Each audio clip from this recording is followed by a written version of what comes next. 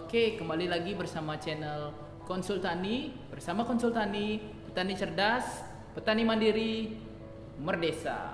Oke, episode kali ini kita akan membahas hama yang menyerang hampir semua jenis tanaman yang dimiliki oleh petani, baik dari tanaman hortikultura, tanaman perkebunan, bahkan sampai tanaman hias, baik yang ditanam di perkebunan, di sawah, maupun yang diusahakan di pekarangan rumah. Jadi hama ini menyerang hampir semua jenis tumbuhan atau disebut dengan sebagai hama polifa.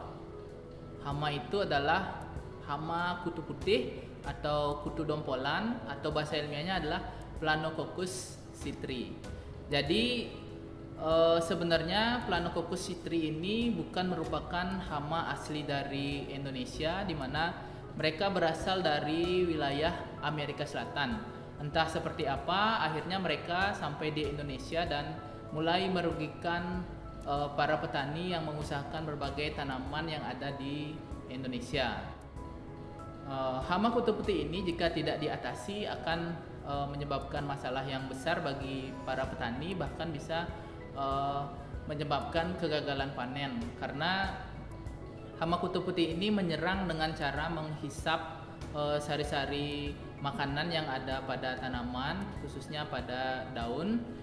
Kemudian tanaman akan mengalami malnutrisi, kemudian tanaman menjadi merana, kerdil, bahkan menyebabkan kematian pada tanaman. Nah, masalahnya hama kutu putih ini juga membawa penyakit lainnya, yaitu adanya embun jelaga atau embun yang berwarna hitam yang menutupi hampir seluruh bagian tanaman, di mana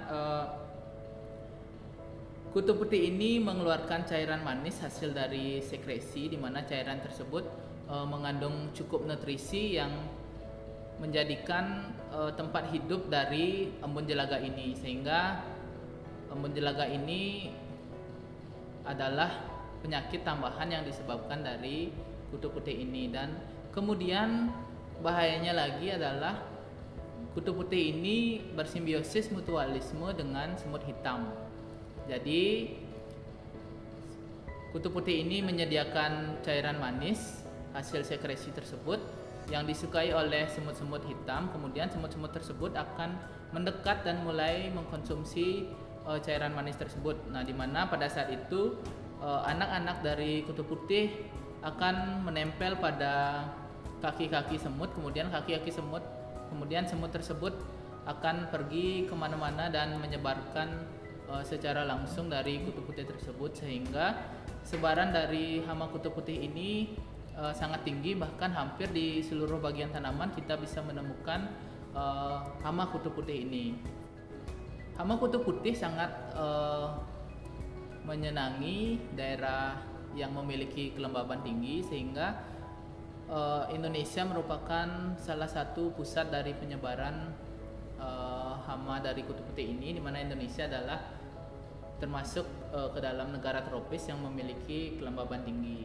Kemudian dari ciri-ciri serangannya kita bisa lihat juga hama kutu putih ini menyerang tanaman-tanaman yang cukup rimbun, di mana daun-daun daun-daun tanaman tersebut banyak dan kurang adanya sinar matahari yang masuk. Kemudian kutu putih ini sangat menyenangi tinggal di bawah-bawah daun, itu untuk menghindari dari sinar matahari. Nah, hama kutu putih ini mengembangkan pertahanan diri berupa lapisan lilin yang berfungsi untuk melindungi mereka dari adanya predator maupun dari perubahan cuaca.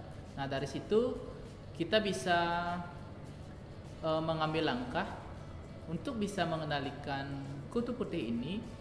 Yang pertama harus kita lakukan adalah menghilangkan lapisan lilin tersebut, karena lapisan lilin ini sangat kuat, anti air, sangat susah untuk ditembus, bahkan pestisida kimia pun akan sulit menembus dari lapisan lilin ini. Namun lapisan lilin ini akan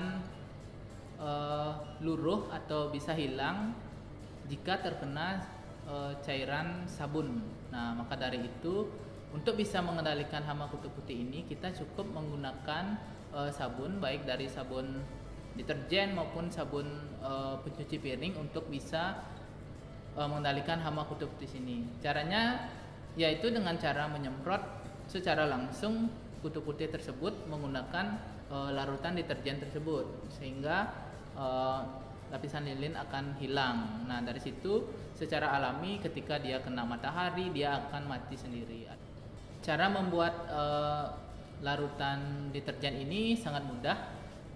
Kita rekomendasikan untuk membuat larutan deterjen 2%. Artinya untuk 1 liter air kita cukup mencampur dengan 20 ml larutan deterjen atau kurang lebih 2 sendok makan. Jadi setelah larutan jadi, kemudian disemprotkan pada kutu putih tersebut. Ingat, untuk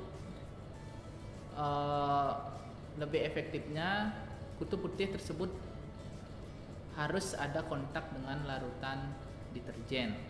Nah, kemudian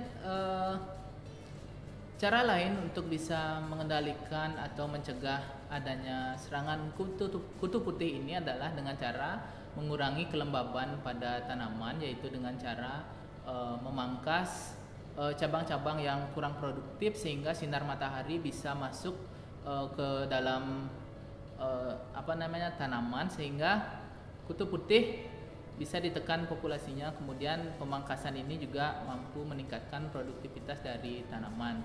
Nah, kemudian secara alami sebenarnya kutu putih ini memiliki predator, yaitu kumbang helm, namun kumbang helm yang berwarna hitam.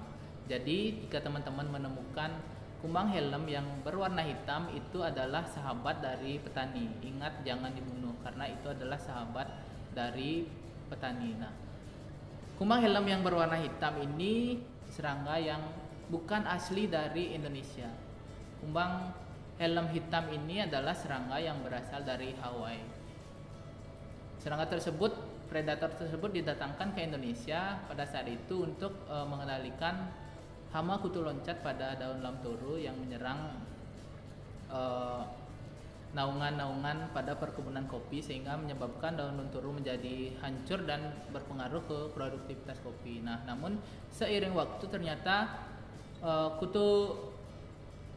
kumbang helm berwarna hitam ini tidak hanya memangsa dari kutu loncat, juga memakan berbagai jenis kutu-kutu lainnya. Salah satu adalah kutu putih ini. Jadi, nah mungkin bagi sebagian teman-teman cukup sulit untuk menemukan kumbang helm ini, itu disebabkan karena penggunaan pestisida kimia yang berlebihan, sehingga menyebabkan predator-predator alami yang bisa menjaga keseimbangan alam ini menjadi hilang. Maka dari itu penggunaan pestisida itu harus digunakan dengan sebijaksana mungkin, secepat mungkin, sesuai dengan anjuran-anjuran yang diberikan oleh petugas maupun dari perusahaan produsen dari